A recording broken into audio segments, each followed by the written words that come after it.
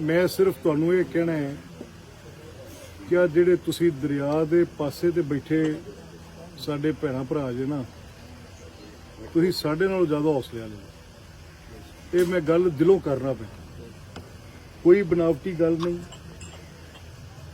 मैं तुहानू वेख्या पिछले 2 3 4 5 सालों च वार वार रुड़दिया ते बंदे नू जिंदगी च एक अद्धी वार एडी कसर पै जाए तो पैरों ते खलोना बड़ा औखा है। पर तुहाडे आफरी ने कि तुसीं हमेशा बड़ी खंदा पिशानी नाल हौसले नाल इस तकलीफ नू सहा है ते दोबारा आपदे पैरों ते खड़े होएगी। इस वेले तुहानू ये मुश्किल है, पहले साडे वास्ते मुश्किल सी कि जदों पानी बड़ा तेज़ चल रहा सी कि किसी तरह बचाइए, कोई जिंदगी का नुकसान ना होवे, माल डंगर का नुकसान ना होवे। ते मैं इन्हां सारिआं नूं जिहड़े इत्थे तुहाडी तुसीं वेंदे रह जे, तुहाडे कोल इत्थे पॉइंट बनिया सी, कैंप लगा सी, आ जिहड़े रेस्क्यू 11 22 दे जवान सन, रेवन्यू का स्टाफ सी, पुलिस दे लोग सन, ये सारे लोग आपदी जान खतरे च पा के तेज़ दरिया च वार वार किश्तियां ते चढ़ के पार लंघ के उथों बेड़ियां च डंगर लद के, ट्रैक्टर लद के, समान लद के वापस नाल लिआंदे रहे ने। तुहाडा भी हौसला है जिहड़े को उथों उठ के पार आपदे रिश्तेदारां को लै जे। कोई नकल मकानी करना सौखा काम नहीं हुंदा, आपदा घर बार छड्डना कोई सौखा काम नहीं। फिर अगों जिहड़े इत्थे बैठे जे, तुहाडा भी शाबाश है कि तुसां आयां नूं सांभिआ, भावें डंगर सन भावें इंसान सन।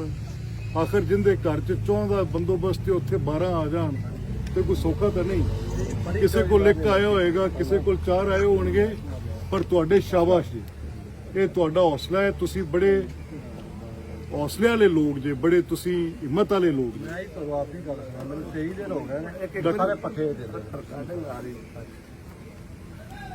पूरा इत्थे आ तो जा डॉक्टर आ तो जा अच्छा ये हुण वेख एक हिम्मत की कहानी आ। मेरा भरा डॉक्टर इस्लाम भी डॉक्टर नहीं, मैं कहना जी इन्हां दी हिम्मत है कि मैनू अज 30 दिन डंगर लैने ते सारे घर वारों वारी पट्ठे पा के आने, लैन भी नहीं गया, आपे पा गया। ये हिम्मत नहीं जी, हिम्मत मैं इहो गल मैं पे करदा सी। एवें एक एक नूं पुछांगे तो उहदी आपदी कहानी होनी है। पर हुण जिहड़ा असल मसला शुरू होना है ना, हुण वो पानी लैण तो बाद शुरू होना। मैं अज तुहानूं ये पैगाम देण आया, मेरी वजीर आजम साहब नाल गल हुई है। मैं एवें नहीं शबाज शरीफ का आशिक बनया फिरदा किसी वजह तो। उन्हें मैनू मोटी गल ही आखी है। उन्हें क्या जाके कह दिओ ए जिथे जिथे सलाब आया किसी ने कोई रुपया बिजली का बिल नहीं देना, सारा बिजली का बिल माफ हो गया। नाल जिहड़े जरी बैंकां दे कर्जे ने, ਜਿਹੜੇ ਕਿਸੇ ਭਰਾ ਵੀ ਲੈ ਨੇ, ਜੇ ਕਿਸੇ ਨੇ ਲਿਆ ਤਾਂ ਉਹਨਾਂ 'ਚ ਵੀ ਛੂਟ ਮਿਲੇਗੀ 2-2 ਸਾਲ ਤੱਕ। ਫਿਰ ਜਿਹੜੀਆਂ ਆਪਣੀਆਂ ਫਸਲਾਂ ਦਾ ਨੁਕਸਾਨ ਹੋਇਆ, ਪਿੱਛੇ ਅਖਲੇ ਨੇ ਮਹਿਕਮੇ ਮਾਲ ਵਾਲੇ, ਇਹ ਹਿਸਾਬ ਕੱਢਣਗੇ ਬਾਬੇ ਭੀਮ ਦਾ ਕੀ ਗਿਆ, ਡਾਕਟਰ ਦਾ ਕੀ ਗਿਆ, ਡਾਕਟਰ ਫਰੂਕ ਦਾ ਕੀ ਗਿਆ, ਹਿਸਾਬ ਕੱਢਣਗੇ ਕਿਹਦਾ ਕਿੱਲਾ ਕਿਹਦਾ ਦੱਸਣਗੇ। ਜਿੰਦਾ ਜੋ ਨੁਕਸਾਨ ਹੋਇਆ, ਜੋ ਮੁਆਵਜ਼ਾ ਮੁਕਰਰ ਹੋਵੇਗਾ, ਇਹ ਵਜ਼ੀਰ ਆਲਾ ਨੇ ਮੈਨੂੰ ਆਖਿਆ, ਮਰੀਮ ਨਵਾਜ਼ ਸ਼ਰੀਫ ਨੇ, ਉਹ ਵੀ ਜਦੋਂ ਦਾ ਸਲਾਬ ਆਇਆ ਹੈ ਨਾ घर नहीं बैठी। तुसीं वेंदे होवोगे टीवी ते सोशल मीडिया। मैं तो सगों एक दिन उहदे नाल थोड़ा जिहा औखा होया कि एडे तेज़ पानी च तू रावी दरिया च वो टुटी दी किश्ती चढ़ गई है ते की लोड़ सी ते तैनूं उत्थे आके आपे दस्सण वाले दस्सण, तुसीं जिथे खलोना सी उत्थे खलोवो। पर उन्हें आख्या नहीं, मैं आपदे भैणां भरा तक जाना चाहती सां। ये सिर्फ एक एहसास की गल है, पर यह बहुत नाकाफी है। ये जिहड़ियां गल्लां मैं कर रहा, ਇਹ ਜਿਹੜਾ ਕੰਮ ਇਹ ਕਰ ਰਹੇ ਨੇ ਹਕੂਮਤ ਵਾਲੇ, ਇਹ ਤੁਹਾਡੇ ਹੌਸਲੇ ਦੇ ਬਦਲੇ 'ਚ ਕੱਖ ਵੀ ਨਹੀਂ ਹੁੰਦੇ ਮੁਕਾਬਲੇ। ਅਸਲ ਹੌਸਲਾ ਤੁਹਾਡਾ ਹੈ।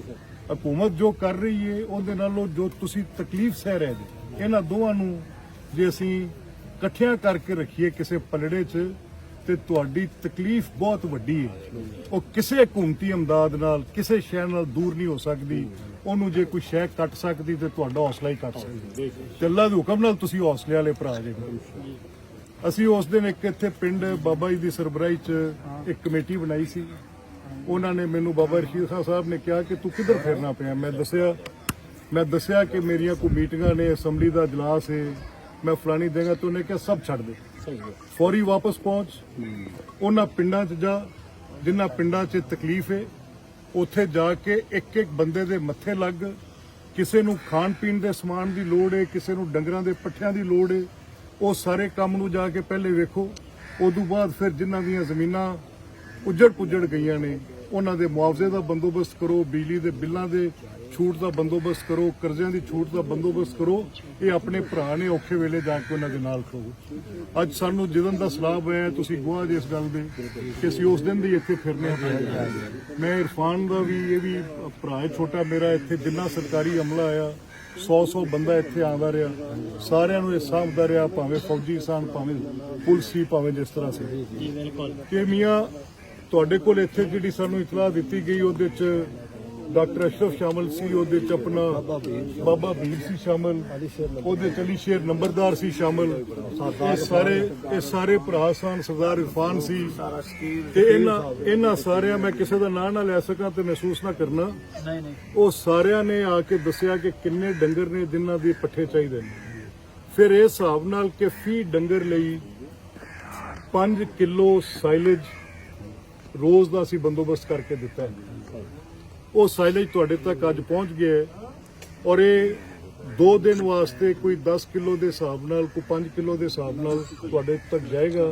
ਤੇ ਫਿਰ ਇਹੋ ਕੁਝ ਜੋ ਅੱਜ ਮੈਂ ਕਰਕੇ ਜਾ ਰਿਹਾ, ਫਿਰ ਫੂਡ ਹੈਂਪਰ ਦੀ ਜਿੰਦੇ ਚ ਖਾਣ ਪੀਣ ਦਾ ਸਮਾਨ ਹੈ ਉਹਦੀ ਜ਼ਰੂਰਤ ਦੁਬਾਰਾ ਨਹੀਂ ਰਹੇਗੀ। ਬਹਰਹਾਲ ਪੱਠੇ ਜਿੰਨੇ ਤੁਹਾਨੂੰ ਅੱਜ ਮਿਲੇ ਨੇ, 2 ਦਿਨ ਬਾਅਦ ਫਿਰ ਇਹ ਪੱਠੇ ਤੁਹਾਡੇ ਤੱਕ ਫਿਰ ਪਹੁੰਚਣਗੇ। ਹਫ਼ਤਾ ਭਰ ਤੁਹਾਡਾ ਅਸੀਂ ਇਸ ਤਰ੍ਹਾਂ ਧਿਆਨ ਕਰਾਂਗੇ। ਤੁਹਾਡੇ ਕੋਲ ਜੇ 300 ਡੰਗਰ ਸੀ ਤੇ ਤੁਹਾਨੂੰ 300 ਡੰਗਰ ਲਈ ਸਾਨੂੰ ਕਿੰਨਾ ਸਾਈਲੇਜ ਚਾਹੀਦਾ ਸੀ ਹਾਜੀ ਸਾਹਿਬ? 300 ਡੰਗਰ ਲਈ 75 ਮਣ 75 ਮਣ ਚਾਹੀਦਾ ਸੀ। 80 ਆਇਆ 80 ਮਣ ਸਾਈਲੇਜ ਤੁਹਾਡੇ ਕੋਲ ਇੱਥੇ ਆ ਗਿਆ। ਇਹ ਮੈਂ ਸਮਝਣਾ ਕਿ ਅੱਜ ਜਿਹੜਾ ਇਹ ਆਪਣੇ ਆ ਪਿੰਡ ਮੈਂ ਹਿਸਾਬ ਕੱਢਿਆ ਸੀ, ਇੱਥੋਂ ਲੈ ਕੇ ਤੇ ਤੋੜ ਨਜਾਬਤ ਤਿੱਕਰ ਜਿਹੜੀ ਆਪਣੀ ਹਲਕੇ ਦੀ ਹੱਦ ਤਿੱਕਰ ਆਵੇ ਸਨ, ਅਸੀਂ ਕੋਸ਼ਿਸ਼ ਕਰਨੇ ਪਏ ਕਿ ਜਿਹੜਾ 3-4 ਹਜ਼ਾਰ ਡੰਗਰ ਬਾਹਰ ਆ ਕੇ ਨਾਰਾਂ ਦੀਆਂ ਪਟੜੀਆਂ ਤੇ, ਮੰਡੀ ਉਸਮਾਨ ਵਾਲੇ ਰੇਲਵੇ ਸਟੇਸ਼ਨ ਤੇ, ਮੁਖਤਲਫ ਨਾਰਾਂ ਦੀਆਂ ਪਟੜੀਆਂ ਤੇ, ਲੋਕਾਂ ਦੇ ਕਿੱਲਿਆਂ ਤੇ ਬੱਝਾ ਖਲੇ ਤੇ ਤੁਹਾਡੇ ਜਿਸ ਵੇਲੇ ਵੀ ਇਹਦੇ ਜੋ ਮਦਦ ਅਸੀਂ ਕਰ ਸਕੀਏ ਅਸੀਂ ਕਰੀਏ। ਮੈਂ ਇੱਕ ਗੱਲ ਹੋਰ ਕਹਿਣੀ ਹੈ, ਆਖਰੀ ਗੱਲ ਇਹ ਕਹਿਣੀ ਹੈ ਕਿ ਇਸ ਸਿਲਸਿਲੇ 'ਚ ਸਭ ਤੋਂ ਆਲਾ ਅਸੂਲ ਨਬੀ ਕਰੀਮ ਸੱਲੱਲਾਹੁ ਅਲੈਹਿ ਵਸੱਲਮ ਉਹਨਾਂ ਨੇ ਤੈਅ ਕੀਤਾ, ਉਹ ਅਸੀਂ ਵੰਡ ਕੇ ਖਾਣ ਦਾ, ਇਸਾਰ ਦਾ ਅਸੂਲ। ਜਿਨਨੇ ਵੀ ਕਦੀ ਸੁਨਨਤ ਤੇ ਅਮਲ ਕੀਤਾ ਹੈ ਉਹਦੇ ਤੋਂ ਕਾਮਯਾਬ ਇਨਸਾਨ ਦੁਨੀਆ ਤੇ ਕੋਈ ਨਹੀਂ ਹੋਇਆ। ਜਿਨਨੇ ਸੁਨਨਤ ਰਸੂਲ ਦੀ ਪੈਰਵੀ ਕੀਤੀ ਹੈ ਤੇ ਉਹਦੇ ਤੋਂ ਜ਼ਿਆਦਾ ਕਾਮਯਾਬ ਇਨਸਾਨ ਦੁਨੀਆ ਤੇ ਕੋਈ ਨਹੀਂ ਹੋਇਆ। ਮੈਂ ਸਮਝਣਾ ਕਿ ਉਹਨਾਂ ਦੀ ਸਭ ਤੋਂ ਵੱਡੀ ਸੁਨਨਤ ਜਿਹੜੀ ਅੱਜ ਦੇ ਵਕਤ ਇਸ ਵੇਲੇ ਸਾਡੇ ਵਾਸਤੇ ਮਸ਼ਅਲੇ ਰਾਹ ਹੈ, ਉਹ ਇਸਾਰ ਤੇ ਕੁਰਬਾਨੀ ਦੀ ਹੈ। ਪਹਿਲੋਂ ਲਾਗਰ ਨੂੰ, ਬੁੱਢੇ ਨੂੰ, ਜ਼ਈਫ ਨੂੰ, ਕਮਜ਼ੋਰ ਨੂੰ, ਔਰਤ ਨੂੰ, ਛੋਟੇ ਬੱਚੇ ਨੂੰ, ਇਹਨਾਂ ਨੂੰ ਪਹਿਲੇ ਸੰਭਿਆ ਜੇ, ਇਹਨਾਂ ਦਾ ਧਿਆਨ ਕਰਿਆ ਜੇ, ਬੇਜ਼ੁਬਾਨ ਢੋਰ ਡੰਗਰ ਦਾ ਧਿਆਨ ਕਰਿਆ ਜੇ ਤੇ ਵੰਡ ਕੇ ਖਾਇਆ ਜੇ। ਮੇਰਾ ਵੀਰ, ਇਹ ਤੁਹਾਡੇ ਤੱਕ ਇਸ ਮੁਸ਼ਕਲ ਘੜੀ ਤੇ ਮਦਾਵਾ ਕੋਈ ਨਹੀਂ, ਇਹ ਤੁਸੀਂ ਆਪਦੇ ਹੱਥ ਨਾਲ ਦੇਣ ਵਾਲੇ ਜੇ, ਸਾਰੇ ਜ਼ਿਮੀਂਦਾਰ ਜੇ, ਸਾਰੇ ਵਾਹੀ ਕਰਕੇ ਖਾਣ ਵਾਲੇ ਜੀ, ਹੱਕ ਲਾਲ ਦੀ ਰੋਜ਼ੀ ਵਾਲੇ ਬੰਦੇ ਬੈਠੇ ਜੀ। ਮਲਕ ਸਾਹਿਬ ਜਿਹੜਾ ਕਿਸਾਨ ਕਾਰਡ ਤੇ ਲਈ ਖਾਦ ਉਹ